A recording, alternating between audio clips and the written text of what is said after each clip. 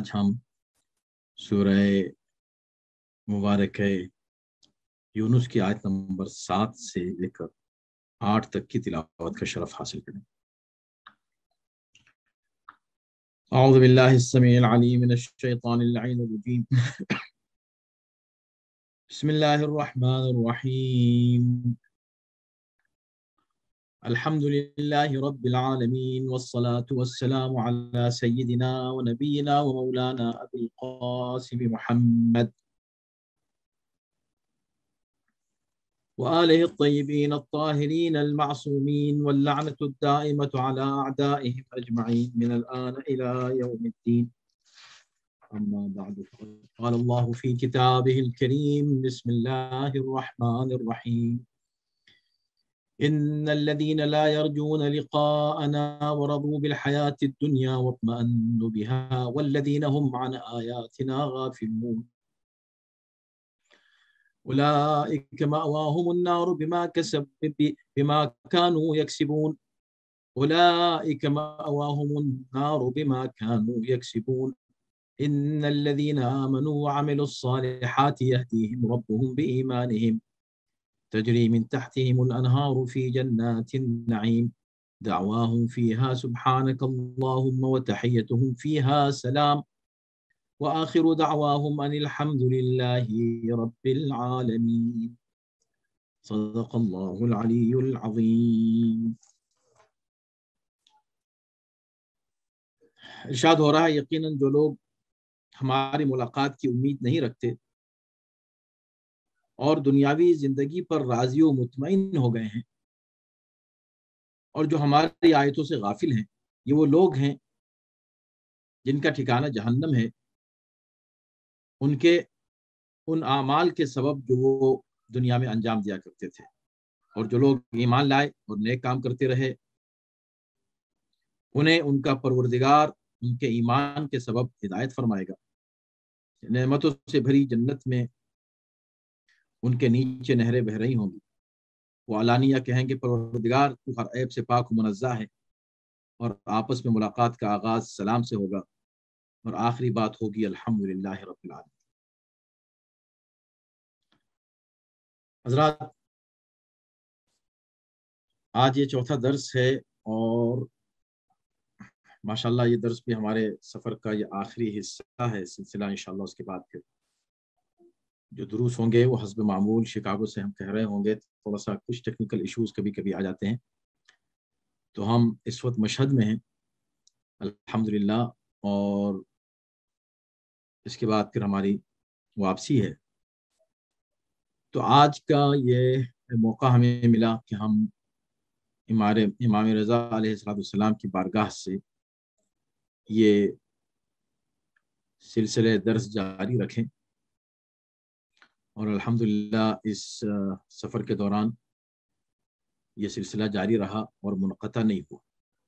یہ بہت اہم ہے، اس لیے کہ درس کی اور خاص طور پر تفسیر کے درس کی بڑی اہمیت ہے، اور اسے کسی طور پر بھی ترک نہیں کرنا چاہیے۔ آپ حضرات جس شوق سے شریک ہوتے ہیں اتنا ہی ہمیں شوق ہے کہ ہم اس درس کو ضرور بیان کریں جتنا ہو سکے۔ تو بہرکیف آج 4 آیتیں ہم نے پڑھی ہیں۔ ظاہر 4 آیتیں معمولاً بہت زیادہ میٹر ہوتا ہے، لیکن ہم سمیٹنے کی کوشش کریں گے۔ ابھی تک ہم 2 آیتوں پر گفتگو کر رہے تھے۔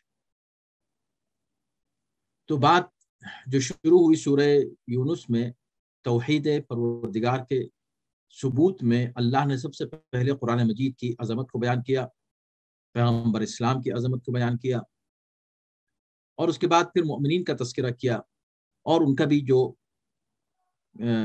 اللہ کے پیغام کا انکار کرنے والے ہیں، ان میں جتنی بھی قسمیں ہیں ان کا تذکرہ کیا گیا۔ اب یہاں پر یہ کہا جا رہا ہے کہ ان الذین لا یرجون لقاءنا، وہ لوگ جو ہماری ملاقات کی امید نہیں رکھتے۔ اب ہماری ملاقات کی امید نہیں رکھتے، یہ بھی ظاہر سی بات ہے کس کے بارے میں بات ہو رہی ہے؟ وہ جو مومن نہیں ہے، اس لیے کہ یہاں بھی دونوں کا ذکر کیا جائے گا، مومن غیر مومن۔ اور ہر جگہ جہاں مومن غیر مومن کا ذکر کیا گیا ہے تو وہاں علامت مومن کی اور غیر مومن کی پیش کی گئی ہیں۔ اگر ان سب کو جمع کیا جائے قرآن مجید کی تمام وہ آیات جن میں مومن کی علامتیں پیش کی گئی ہیں اور جن میں منافقین کی پیش کی گئی ہیں اور جن میں کافروں کی علامتیں بیان کی گئی ہیں تو یہ خود ایک مستقل موضوع ہوگا. تو یہاں پر وہ لوگ جو اللہ کا انکار کرتے ہیں، وہ جو اللہ کی آیتوں کا انکار کرتے ہیں، ان کا ذکر ہو رہا ہے کہ ان الذین لا یرجون لقاءنا، یہ وہ لوگ ہیں جو ہماری ملاقات کی امید نہیں رکھتے.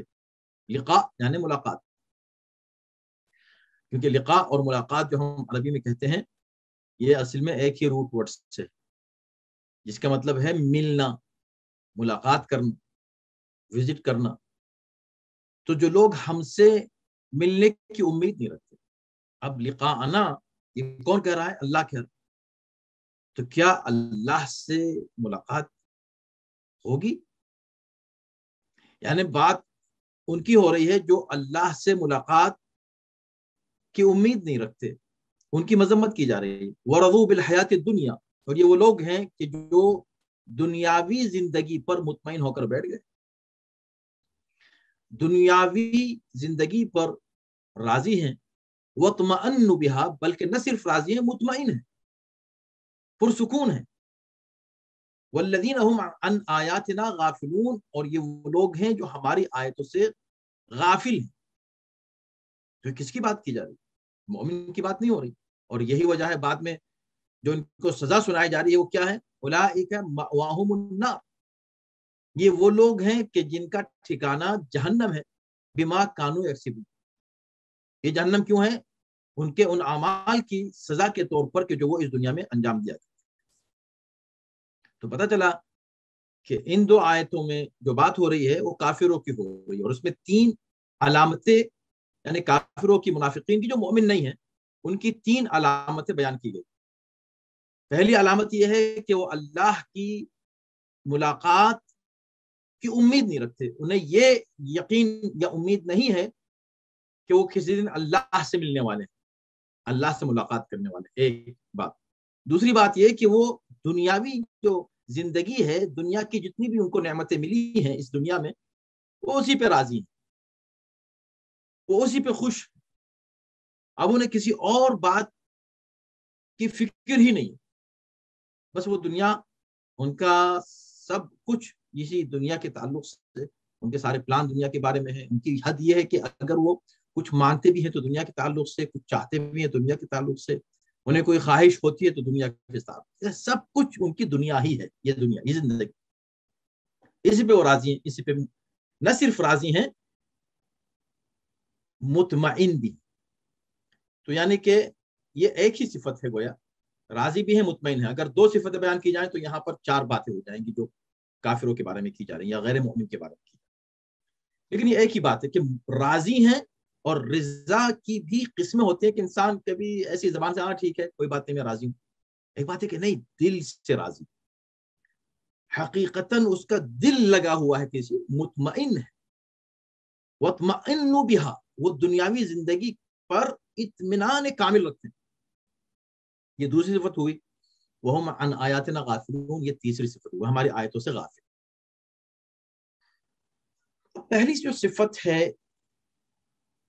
لا یرجون لقاءنا، یہاں اگر آپ صرف اس کا ترجمہ کریں، لفظی ترجمہ، لٹرل اس کے میننگ لیں تو کچھ کنفیوژن کریٹ ہو سکتا ہے. لقاءنا کا مطلب ملاقات، اللہ سے ملنا. تو کیا کوئی دن ایسا آنے والا ہے جس دن مومنین یا انسان یا سب کی پوری مخلوقات کیا خدا سے ملاقات کرنے والی ہے؟ اگر ملاقات ہونے والی ہے تو اس ملاقات کی کیفیت کیا ہوگی؟ کیا وہ اللہ کو دیکھیں گے؟ کیا اللہ سے بات کریں گے؟ کیا اللہ ان سے عام انسانوں کی طرح جیسے ہم آپس میں ایک دوسرے سے بات کرتے ہیں ایسے بات کرے گا؟ کیسی ملاقات؟ جیسے ہم ایک دوسرے سے ملتے ہیں وہ والی ملاقات. اب آپ جب ملتے ہیں ایک دوسرے سے کہتے ہیں بھائی بہت دن ہو گئے ملے ہوئے، کافی عرصے کے بعد ملاقات ہو رہی ہے. یعنی مطلب یہ ہے کہ جب ہم آپ سے مل رہے ہیں تو یہ ملنا کی جو کیفیت ہے، لقاء، ہماری جو ملاقات ہے، کیا اسی ٹائپ کی ملاقات خدا سے؟ تو یہاں کچھ لوگ کنفیوز ہوئے ہیں اور انہوں نے بلکہ اس سلسلے میں اپنا ایک نظریہ بھی قائم کیا ہے، اور یہ وہ ہے کہ جو اس نظریے سے گویا ملتا ہے اور میچ ہوتا ہے، کہ جس میں کہا گیا کہ اللہ کو ہم قیامت کے دن دیکھیں، اللہ نظر آئے گا۔ اور اب کیسے نظر آئے گا؟ اللہ کہاں بیٹھا ہوا ہوگا؟ اگر آپ کو نظر آئے گا تو وہ جو چیز نظر آتی ہے وہ جسم میں، یہ سارے مباحث ہم اس سے پہلے کچھ آیتوں پر گفتگو کر چکے ہیں، لیکن یہ لقاء والا مسئلہ پہلی بار آیا، ملاقات والا مسئلہ۔ تو بھائی دیکھیں، بات وہی ہے کہ جن آیتوں میں الی ربہا ناظرہ مثلا، وجوہ یومئذ، ایک دن کچھ چہرے ایسے ہوں گے جو منتظر ہوں گے یا دیکھ رہے ہوں گے الی ربہا، اپنے رب کو، اپنے خدا کو دیکھ رہے۔ تو اس سے مراد یہ نہیں کہ وہ اللہ کو فزیکلی دیکھ رہے ہوں گے، اس کو ہم کتنی بار متعدد طریقے سے پیش کر چکے ہیں، اس کو دہرانا نہیں ہے، مختصر صرف یہ کہنا ہے کہ خدا کو دیکھنا، جہاں پر خدا کی دیکھنے کی بات آئی ہے وہ بصیرت سے، عقل سے، فکر سے، یعنی آپ خدا کی نشانیاں پوری دنیا میں جہاں جہاں ہیں، کائنات میں بکھری ہوئی ہیں، ان نشانیوں کو آپ دیکھیں، آپ کو خدا نظر آئے گا۔ لیکن خدا فزیکل سینس میں نظر نہیں آئے گا، خدا جسمانی طور پر نظر نہیں آئے گا، مگر نظر آئے گا۔ خدا ہر جگہ ہے، موجود ہے۔ جب ہم کہتے ہیں خدا موجود ہے یعنی ہے، نظر کیسے آئے گا؟ ہماری عقل کو نظر آئے گا، ہماری فکر کو، ہمارے دل کو، یعنی دل کی جو آنکھیں اور فکر کی جو نگاہیں ہیں، جس کو بصیرت ہم کہتے ہیں، جس کو ویژن ہم کہتے ہیں، اس سے نظر آئے گا، نہ کہ ان فزیکل آنکھوں سے۔ اس لیے کہ حضرت موسیٰ سے اللہ نے کہہ دیا تھا لن ترانی، حضرت موسیٰ کہ جو اللہ کے کلیم ہے، کلیم اللہ کہا گیا، اللہ باتیں کرتا ہے جس سے، گفتگو کر رہا ہے جس سے، وہ بات بھی خدا اس انداز سے نہیں کر رہا جیسے ہم ایک دوسرے سے بات کرتے ہیں۔ اللہ متکلم ہے اس مفہوم میں کہ وہ کسی شے میں صلاحیت کلام پیدا کر دے۔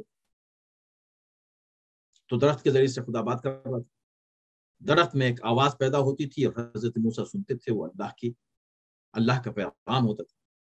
اس طرح وہ کلیم اللہ بنے، اور اس کے بعد جب خواہش ہوئی، ظاہر سی بات ہے کہ انہوں نے اپنی طرف سے نہیں کی، اس لیے کہ اللہ کے نبی تھے، وہ جانتے تھے کہ اللہ نظر نہیں آئے گا، لیکن ان کی قوم نے جب اصرار کیا کہ ہمیں آپ خدا کو اپنا رب دکھائیں، ہم دیکھنا چاہتے ہیں آپ کے خدا کو، تو اس وقت اللہ نے یہ کہا تھا کہ لن ترانی، تم ہمیں کبھی نہیں دیکھ سکتے۔ لن جو ہے وہ نفی ابد کے لیے ہوتا ہے، ہمیشہ کے، یعنی کبھی نہ یہاں دیکھو گے نہ قیامت کے دن دیکھو گے، تم اللہ کو کبھی نہیں دیکھ سکو، دیکھ ہی نہیں سکتے۔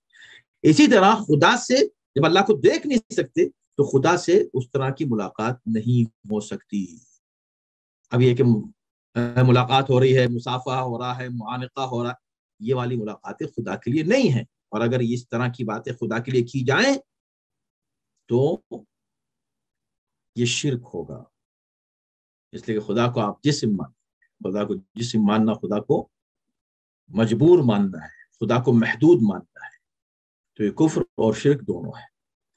تو پتہ چلا کہ یہاں لقاءنا سے مراد یہ ظاہری ملاقات نہیں، پھر کیا ہے اس سے؟ تو مفسرین نے اس کے مختلف مفاہیم پیش کیے ہیں۔ اصل میں لقاءنا وہی لقاء ہے، یعنی خدا کی بارگاہ میں حاضر ہو،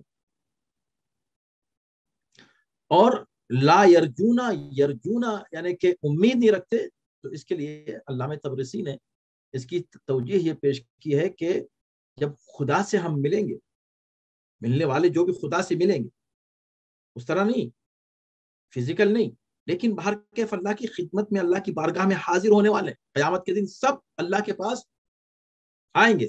ثم الینا ترجعون، پھر تم سب کے سب ہماری طرف پلٹ کر آنے والے ہیں۔ بلکہ اسی سورہ یونس کی آیت نمبر 4 ہی میں ہم نے ابھی پڑھا ہے 2 ہفتے پہلے، الیہ مرجعکم جمیعا، تمہارا پلٹنا سب کا خدا کی طرف، تم سب کے سب خدا کی طرف پلٹ کر جانے والے۔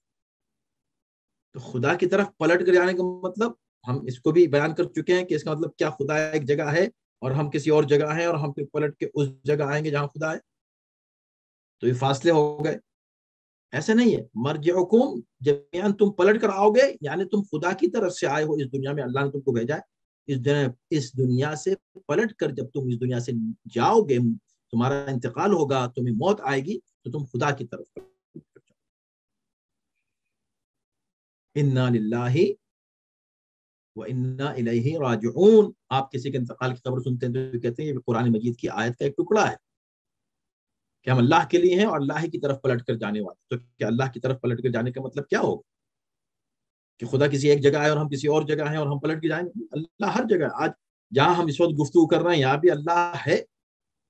آپ جہاں بیٹھ کر یہ آواز میری سن رہے ہیں وہاں بھی اللہ ہے. اللہ تو ہر جگہ ہے.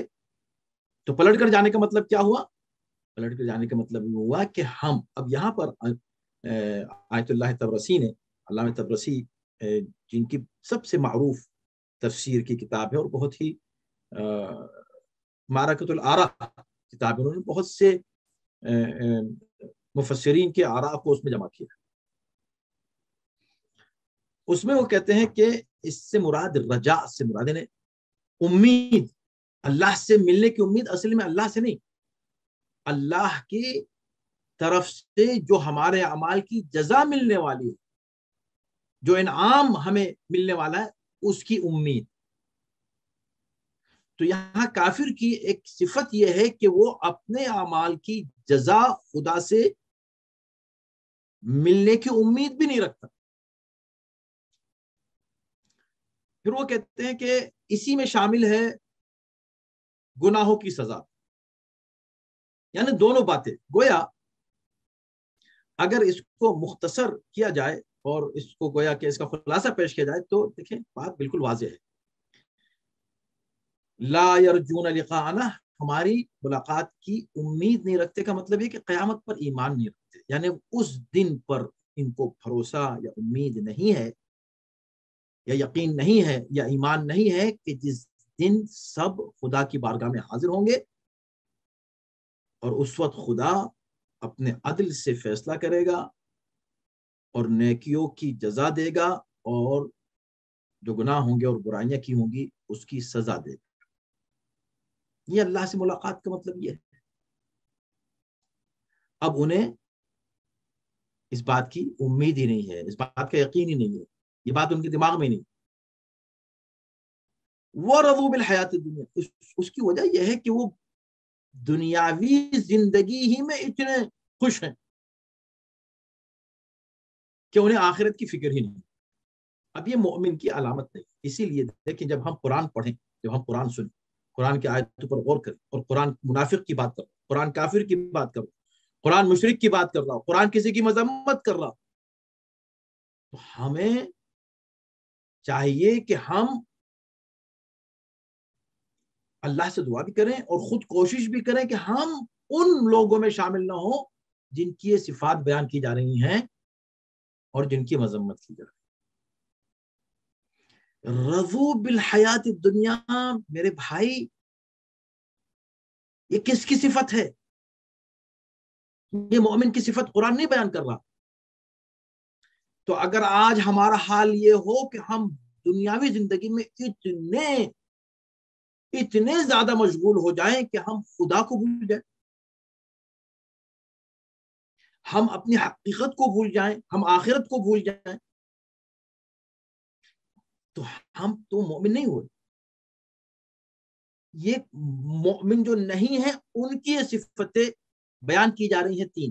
پہلی بات، آخرت کی کوئی تیاری نہیں کرتے، آخرت کی امید ان کو ہے ہی نہیں، آخرت کی بات کرنا ہی نہیں چاہتے، آخرت کے بارے میں سوچنا نہیں چاہتے. یہ صفت ہمارے اندر نہیں آنی چاہیے. ہمارے تو ہر وقت لقاء اللہ، اللہ سے ملاقات کی امید بھی، یقین بھی، اور یہ دعا بھی کہ جب ہم اللہ کی بارگاہ میں حاضر ہو تو اس طرح پہنچیں کہ جیسے وہ چاہتا ہے، پاک اور پاکیزہ.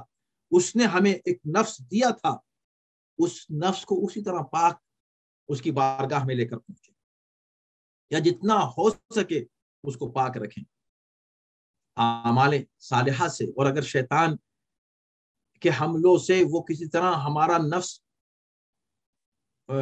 گناہوں میں ملوث ہو بھی جائے تو ہم توبہ کے ذریعے سے اس کو کلین کر لیں، صاف کر لیں، اللہ کی بارگاہ میں پہنچے. یہ مومن کی علامت ہے. وَرَضُوا بِالْحَيَاةِ الدُّنْيَا، یہ تو ہماری صفت ہے ہی نہیں مومن کی. اب یہ کون بتائے گا؟ اب ہمارے بارے میں کون بتائے گا کہ مولانا کتنے راضی ہیں دنیا سے؟ آپ ہماری ظاہری زندگی کو دیکھ کے نہیں بتا سکتے، تو ہمیں خود اپنا احتساب لینا ہے. ہر مومن کو چاہیے کہ خود اپنا حساب لے کہ میں دنیا سے کتنا راضی ہوں، آخرت سے کتنا راضی ہوں، دنیا میں کتنا خوش ہوں، اور جب کوئی دینی بات ہوتی ہے تو اس میں کتنا خوش. ابھی تفسیر کا کلاس ہو رہا ہے، آپ کے بہت سے کام ہو سکتے ہیں، لیکن آپ نے چھوڑ کر یہ 1 گھنٹہ صرف کیا کس میں؟ اس دینی تعلیم کو حاصل کرنے میں، اللہ کے پیغام کو سننے کے لیے. تو یہ اس بات کے دلیل ہے الحمدللہ کہ یہ صفت رضو بالحیات دنیا کم سے کم اس وقت آپ میں نہیں پائی جا رہی. ورنہ آپ جاتے دنیا کی بہت سی چیزیں ہیں وہ آپ انجام دیتے. آپ تو اللہ کے کلام کو سننے کے لیے، پیغام الہی کو سننے کے لیے، اس کی تشریح سننے کے لیے آپ جمع ہو گئے. تو مومن کو ہر وقت، کیونکہ مومن ہر وقت امتحان کی منزل، وَاطْمَأَنُّ بِهَا اور بھی خطرناک، وَاطْمَأَنُّ بِهَا. ایک بات یہ کہ راضی ہو گیا، ٹھیک ہے ہم صحیح. وَاطْمَأَنُّ بِهَا، اطمینان پیدا کر لیں، یعنی سکون ان کو دنیا ہی سے ملنے لگے، ان کو مزہ دنیا ہی میں آ رہا. اب میری بچی ہے ماشاءاللہ، آپ کو پتہ ہے ہم زیارتوں پر ہیں. ہم نے صاف صاف اپنی بچی 6 سال کی بچی اس سے پوچھا کہ بتاؤ اگر کوئی تم سے کہے کہ چلو ڈزنی لینڈ چلتے ہیں، 1 ہفتہ وہاں گزارتے ہیں، وہاں جاؤ گی، یا تمہارے پاس دوسری چوائس ہے کہ کربلا چلیں، 1 ہفتہ کربلا نجف مشہد گزاریں گے، کہاں جاؤ گے؟ اس نے کہا I will go to Karbala and Mashhad and Najaf and Kazman and Samarra and Qom. Compare کر لیا، چھوٹی بچی ہے، اس نے فوراً کمپیئر کر لیا. اس کو کیوں؟ اس لیے کہ وَاطْمَأَنُّ بِهَا کا جو مسئلہ ہے کہ جہاں انہیں قلبی سکون ڈزنی لینڈ میں آ رہا ہے، یا قلبی سکون یہاں ان زیارتوں میں آ رہا ہے. اس لیے بہت ضروری ہے نوجوانوں کے لیے زیارتوں پر آنا واجب اور ضروری سمجھے. بچوں کو لے کر آئیں زیارتوں کے لیے، بچے یہاں کا ماحول دیکھیں، روحانی ماحول، اس ماحول سے تھوڑا سا نکلے تھوڑی دیر کے لیے، اور اس ماحول، اس روحانیت سے تھوڑا سا اثر لیں. یہ بہت ضروری ہے، بہت اثر ہوتا ہے زیارتوں کا. کیونکہ ہم جب زیارت پڑھتے ہیں تو یہی کہتے ہیں کہ مولا اشہد انک تسمع کلامی، اشہد انک تشہد مقامی وتسمع کلامی وترد سلامی. میں یہ گواہی دیتا ہوں کہ اے میرے مولا، آپ، میں جہاں کھڑا ہوں مجھے دیکھ رہے ہیں، اور آپ میری بات سن رہے ہیں، اور سن ہی نہیں رہے ہیں، آپ اس کا جواب نہیں دیتے. میں سلام کرتا ہوں، آپ جواب دیتے ہیں. میں اگر مجھ کو نہیں سنائی دیتا تو یہ میری کمی ہے، لیکن میں آپ کی بارگاہ میں حاضر ہوں، میرا یقین ہے کہ آپ مجھے دیکھیں. تو یہاں جب یہاں آتا ہے کوئی بھی شخص تو اس کی دلچسپی میں اضافہ ہوتا ہے، اس کی روحانیت میں اضافہ ہوتا ہے، اس کے ایمان میں اضافہ ہوتا ہے. وَاطْمَأَنُّ، یہاں پر اطمینان جو ملتا ہے دنیاوی. اب آپ دیکھیں لوگ جاتے ہیں، کیا چلو بھائی یورپ چلتے ہیں گھومنے کے لیے، فلاں جگہ جاتے ہیں، چلو ویکیشن منانے کے لیے فلاں جگہ جاتے ہیں. اگر نکلنا ہی ہے فیملی کے ساتھ، بے شک نکلیں، بہت ضروری ہے. کبھی کبھی فیملی کے لیے سب کام کاج چھوڑ کے فیملی کے ساتھ نکلنا چاہیے باہر. لیکن کہاں جائیں باہر نکل کہاں جائیں؟ یورپ کے کون سے علاقے؟ ارے فلاں جگہ بہت اچھی گھومنے کی، بے شک وہ بھی جائیں، حرام نہیں ہے، گناہ نہیں ہے، ایز لانگ ایز گناہ نہ کریں آپ. لیکن اگر آپ کے پاس دوسری چوائس موجود ہے، یہاں آئیے، یہاں آپ کو ہر طرح کی خوشی ملے گی، دنیاوی بھی آخرت کی بھی. اور دنیاوی خوشی کو منع نہیں کیا جا رہا ہے، لیکن آخرت سے اگر ٹکرا جائے تو پھر دنیاوی خوشی کو خوشی نہیں. تیسری صفت کیا ہے؟ تو پہلی صفت ہوئی اللہ کی ملاقات، یعنی قیامت کا یقین نہیں رکھتے. دوسری صفت ہوئی ان کی کہ وہ حیات دنیا پہ راضی ہیں. اس پر جتنی گفتگو کی جائے کم، اس لیے کہ پوری قرآن مجید کے جتنے پیغامات ہیں اسی پر ہے. نہج البلاغہ تو بھری ہوئی ہے اسی اہم پیغام سے کہ دنیاوی زندگی سے دل نہ لگاؤ. ترک دنیا نہیں کرنا، وہ بھی منع ہے، لیکن اس دنیا سے اتنے مطمئن نہ ہو جاؤ کہ تمہیں دنیا میں اطمینان نہ ملے. پتہ چل نماز پڑھ رہے ہیں اس میں بے چینی ہو رہی ہے، نماز پڑھنے میں، قرآن پڑھنے میں بے چینی ہو رہی ہے، تفسیر کا کلاس ہے، مجلس ہے، جشن ہے، ذکر اہل بیت ہے، ذکر مولا ہے، کوئی بھی نیک کام ہے اس میں بے چینی ہو رہی ہے کہ جلدی ختم ہو. اور کوئی فلم آ گئی، کوئی اور دنیا داری کی چیز ہے، اس میں دل لگا ہوا ہے، اطمینان، وہاں اطمینان ہو رہا ہے، یہاں بے اطمینانی، بے چینی. یہ نہیں ہونا چاہیے. اپنی روحانیت کو بڑھاؤ. تیسری صفت بڑی خطرناک، والذین هم عن آیاتنا غافلون. اور وہ لوگ کہ یہ وہ لوگ ہیں، کافروں کی بات ہو، غیر مومن کی بات ہو، یہ وہ لوگ ہیں جو ہماری آیتوں سے غافل، ہماری نشانیوں سے غافل، اللہ سے ملاقات کا یقین نہیں رکھتے، دنیاوی زندگی پر راضی اور مطمئن ہے، اور تیسرے کیا، ہماری آیتوں سے غافل. غافل کیا مطلب؟ اب ظاہر ہے کہ وہ تنگ ہوتا جاتا ہے، گفتگو آگے بڑھ رہی ہے. غفلت اور نسیان دو الفاظ استعمال ہوتے ہیں عربی، اور اس کو کہا گیا ہے کہ تقریباً مترادفات سے، یعنی کہ ہم معنی ہے. بھول جانا، اگنور کر دینا، توجہ نہیں کرنا، خیال میں نہیں آنا، یاد نہیں رہنا، یہ ہے غفلت. ہماری آیتوں سے غفلت، ہماری نشانیوں سے غفلت. ہر چیز یاد ہے دنیا کی، اللہ کی باتیں بھول لیں. ہر بات یاد ہے، اپنے مطلب کی ساری باتیں یاد آ رہی ہیں، جو ہمارے اسی مختصر سی معمولی بے حقیقت دنیا کے لیے جو کچھ چیزیں وہ یاد آ رہی ہیں. آخرت کی چیزیں بھول جا رہے ہیں، واجبات بھول رہے ہیں، محرمات کی پرواہ نہیں ہو رہی. غافل ہیں. اور غفلت کی بہت سی تشریحات قرآن نے کی ہیں، اور ایک آیت ہے جو میں متعدد بار مختلف موقعوں پر کوٹ کر چکا ہوں، سورہ اعراف کی آیت نمبر 179، 179. وَلَقَدْ ذَرَأْنَا كَثِيرًا مِنَ الْجِنِّ وَالْإِنسِ لَهُمْ قُلُوبٌ لَا يَفْقَهُونَ بِهَا وَلَهُمْ أَعْيُنٌ لَا يُبْصِرُونَ بِهَا وَلَهُمْ آذَانٌ لَا يُبْصِرُونَ بِهَا وَلَهُمْ آذَانٌ لَا يَسْمَعُونَ بِهَا أُولَٰئِكَ كَالْأَنْعَامِ بَلْ هُمْ أَضَلُّ أُولَٰئِكَ هُمُ الْغَافِلُونَ. تو غافل کی نشانی یہاں بتاتی. غافل کون ہے؟ غافل کی علامت وہ کہ جو اللہ نے جس کو دل دیا ہے، دل کا صحیح استعمال نہیں کرتا، غور و فکر نہیں کرتا، توجہ نہیں کرتا. دل سے مراد یہاں دل و دماغ دونوں ہیں. آنکھیں دی ہیں، آنکھوں سے دیکھنے کی کوشش نہیں کرتا، ہر چیز دیکھتا ہے لیکن حقائق کو نہیں دیکھتا. کان دیے ہیں، سنتا نہیں ہے، سب کچھ سنتا ہے، ہر حرام چیز سننے کو تیار ہے، لیکن جو سننا چاہیے وہ نہیں سنتا. یہ جانوروں کی طرح ہیں، بلکہ ان سے بھی بدتر ہیں. اولئک هم الغافلون، یہ غافل. تو یہ ہوتا ہے. اللہ ہم سب کو غافلین میں شامل ہونے سے محفوظ رکھے. پروردگار ہمیں غافلین میں شمار، یہ سب سے اہم ہے.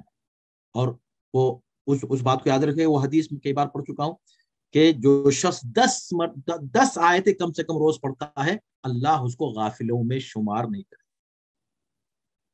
10 آیتیں ضرور روزانہ پڑھیں قرآن. والذین هم عن آیاتنا غافلون، جو ہماری آیتوں سے غافل ہو جاتے. قرآن ہے گھر میں، پڑھا نہیں جا رہا، آیتوں سے غافل ہے. اب ظاہر سی بات ہے وہاں تو ان کی بات ہو رہی ہے جن کے آپ قرآن ہے ہی نہیں گھر میں، یہ تو کافروں غیر مومن کی بات ہو رہی ہے. لیکن ہم یہ کہہ رہے ہیں کہ ایسا نہ ہو کہ وہ صفتیں ہمارے اندر آ جائیں.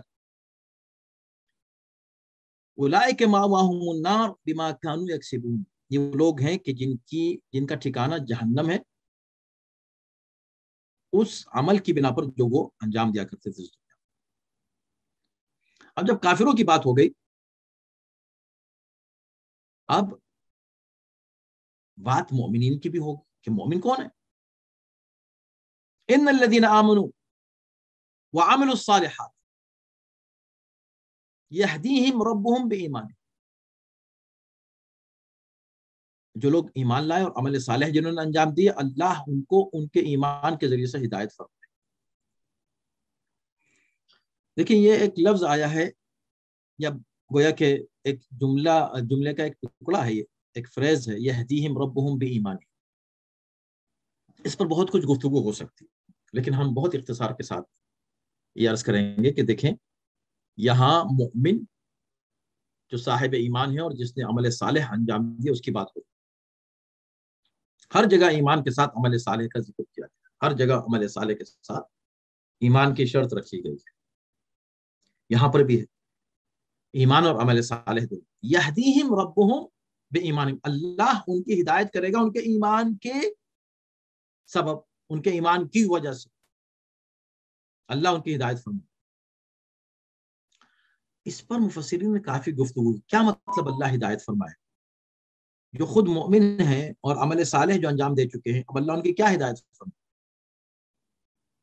اور ان کے ایمان کی وجہ سے ہدایت فرمائے؟ تو کچھ لوگوں نے کہا کہ اس سے مطلب یہ ہے، آگے بات کی جا رہی تجری من تحتہم الانہار فی جنات النعیم، اللہ ان کو ڈائریکشن فراہم کرے گا، اللہ ان کی رہنمائی فرمائے گا جنت میں جانے کے لیے، کہ وہ جنت میں پہنچیں گے. اور یہ سب کچھ اس لیے ہوگا کیونکہ وہ صاحب ایمان ہوں گے، بے ایمان ہیں، ان کے ایمان کی وجہ سے ان کی ہدایت فرمائے، یعنی ان کو ڈائریکشن دے گا جنت کا. یہ مطلب ہے اس کا. کچھ کہتے ہیں کہ نہیں، اس کا مطلب یہ ہے کہ یہدیہم ربہم، یعنی اللہ جو ہے ان کی ہدایت کا اعلان فرمائے گا کہ یہ ہدایت یافتہ ہیں. جیسے قرآن مجید کی بہت سی آیتیں، یہدی من یشاء یضل من یشاء ویہدی من یشاء، اللہ جس کی چاہے ہدایت فرماتے، جس کو چاہے گمراہ کر دے.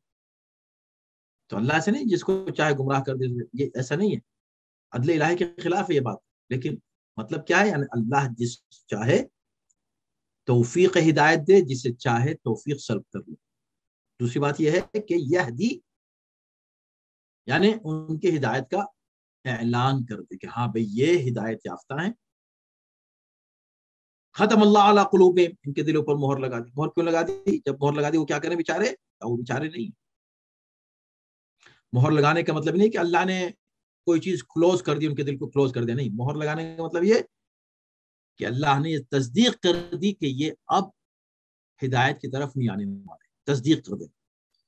اسی طرح ہدایت کی تصدیق ہوتی ہے، تو جیسے کسی کے گمراہ ہونے کی تصدیق ہے، ایسے ہدایت، تو خدا ان کے ہدایت کی تصدیق فرمائے گا کہ ہاں یقیناً یہ ہدایت یافتہ ہیں. کیوں؟ بے ایمان ہی، ایمان کے ذریعے سے. اور ایک مفہوم اس کا اور یہ بھی ہے کہ ہدایت جو مومن کو ملے گی اس کا یعنی اللہ کی طرف سے، اللہ بھی جو ہدایت کرے گا ان کے ایمان کی وجہ سے. یہ جو شیطان گمراہ کر دیتا ہے، شیطان کیوں گمراہ کرتا ہے؟ وہ بھی گمراہ کرتا ہے تو وہ بھی کوئی ریزن ہوتا ہے گمراہ کرنے کا. اللہ جو ہدایت دیتا ہے تو اس کا بھی ایک ریزن ہے ہدایت کرنے کا. تو ایک طرف اللہ کی ہدایت چل رہی ہے، ایک طرف شیطان کی گمراہی کا سلسلہ چل رہا ہے. اللہ جو ہدایت دیتا ہے اسی کو ہدایت دیتا ہے جس میں یہ صلاحیت پائی جاتی ہے، ایمان پایا جاتا ہے، تو اللہ پھر اس کے لیے راستے کھول دیتا ہے. شیطان کیا کرتا ہے؟ شیطان نے دیکھتا ہے کہ جس کے اندر خواہشات بہت زیادہ ہیں، ان خواہشات کے ذریعے سے وہ اندر داخل ہوتا ہے، اور خواہشات کے ذریعے سے، ان کی ڈیزائرز کے ذریعے سے ان کو راہ راست سے ہٹاتا ہے. تو وہ گمراہ ہوئے خواہشات کی وجہ سے، اور ان کو ہدایت ملی ایمان کی وجہ سے. امیر المؤمنین نے دعائے کمیل میں فرمایا، اس دعا میں فغرنی بما احوا، یہ ایک جملہ بڑا زبردست ہے. فغرنی، شیطان نے گمراہ کیا، یعنی ہمیں تعلیم دی امیر المؤمنین نے کہ بھئی تم دعا اللہ کی بارگاہ میں ایسا کہ اللہ اگر میں کسی طرح بھی کبھی راستے سے ہٹ گیا ہوں، گمراہی کی طرف میرے قدم بڑھے ہیں، تو فغرنی، یہ شیطان نے کیا، اس نے مجھے دھوکہ دی. کیوں دھوکہ دیا تمہیں؟ کیسے دھوکہ دے دیا؟ بیما احوا، بیما بے، یہ جو با ہے یہاں پر بھی بے ایمانہم، اللہ نے ان کی ہدایت کی ایمان کی وجہ سے، یہاں پر کیا ہے بیما احوا، میں جو خواہشات رکھتا ہوں ان کو ذریعہ بنا کے اس نے مجھے گمراہ کر، خواہشات کو وسیلہ بنا دے مجھ کو گمراہ۔ تو خلاصے گفتگو یہ ہے کہ مومن اپنے ایمان کو کوشش کرے ہر وقت مضبوط رکھنے کی، تو خدا کی طرف سے مزید اس کو ہدایت ملتی ہے، اور پھر آخرت میں اس کو اللہ جزا کیا دے گا، تجری من تحتہم الانہار، ان کے نیچے سے نہریں بہے۔ کئی جگہ ایسا ہے کہ جنت اللہ دے گا اور جنت کے نیچے نہریں بہ رہی ہوں، یعنی یہاں یہ کہا جا رہا ہے کہ نہیں انہی کے نیچے نہریں بہ رہی ہوں، یعنی وہ جہاں بھی ہوں گے ان کے نیچے نہریں ہی نہریں ہوں گی۔ نہریں کا مطلب یہ ہے کہ نعمتیں ہی نعمتیں ہوں گی، ہر طرف ان کے لیے نعمتیں، فی جنات النعیم، ان جنتوں میں، جمع کا صیغہ جنت استعمال، جنت نہیں جنات النعیم، نعمتوں کی جنت، یعنی ہر طرف نعمتیں نعمتیں ہوں گی، اور ان کے نیچے ان کے قدموں میں نہریں بہہ۔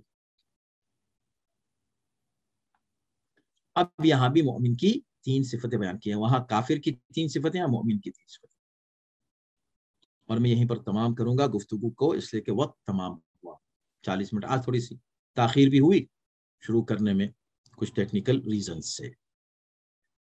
یہ چوتھی آیت ہے جو آج ہم پڑھ، دعواہم فیہا سبحانک اللہ، کیا بات ہے،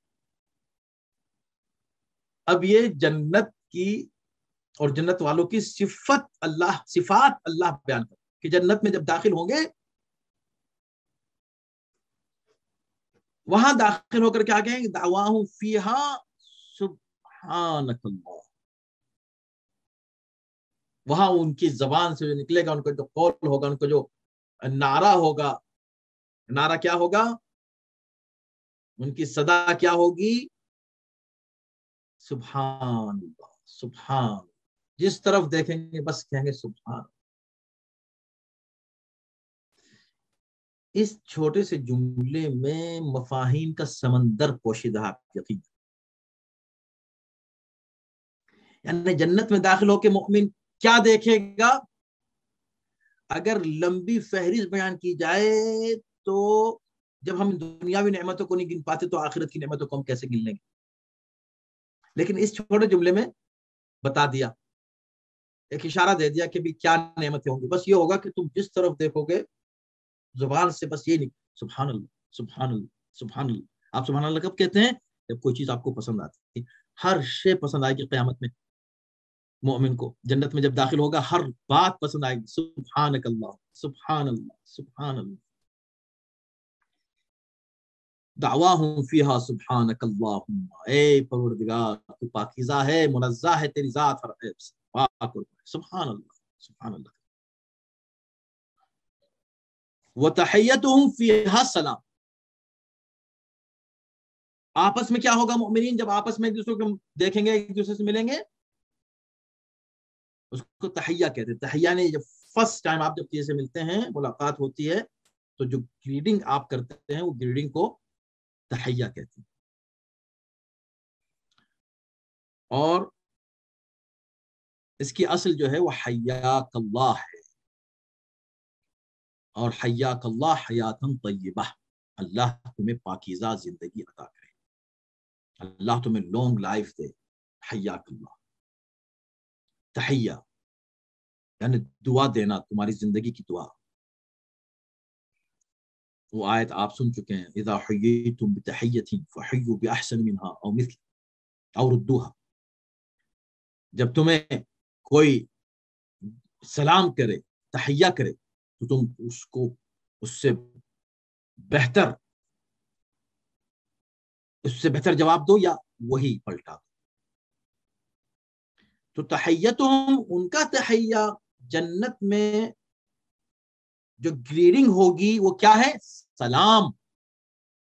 آپ کہیں کیا خاص بات ہے، یہاں بھی سلام ہے، کہاں یہ تو بتانا ہے کہ یہاں بھی تم سلام کو اہمیت دو، اگر چاہتے ہو اس زندگی کو بھی جنت بنا لو تو سلام کو پھیلانے کی کوشش کرو، افشاء السلام، سلام پھیلاؤ ہر طرف.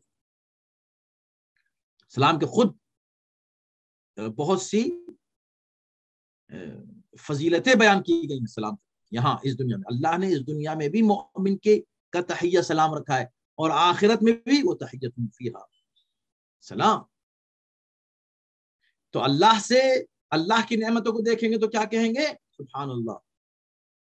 مومن کو دیکھیں گے کیا کہیں گے؟ السلام علیکم. تیسرا کیا ہوگا؟ وآخر دعواہم ان الحمد للہ رب العالمین.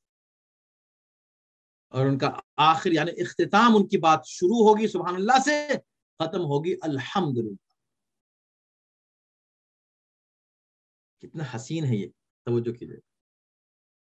شروع ہوگی بات سبحان اللہ سے، ختم ہوگی الحمدللہ پر. کیا مطلب؟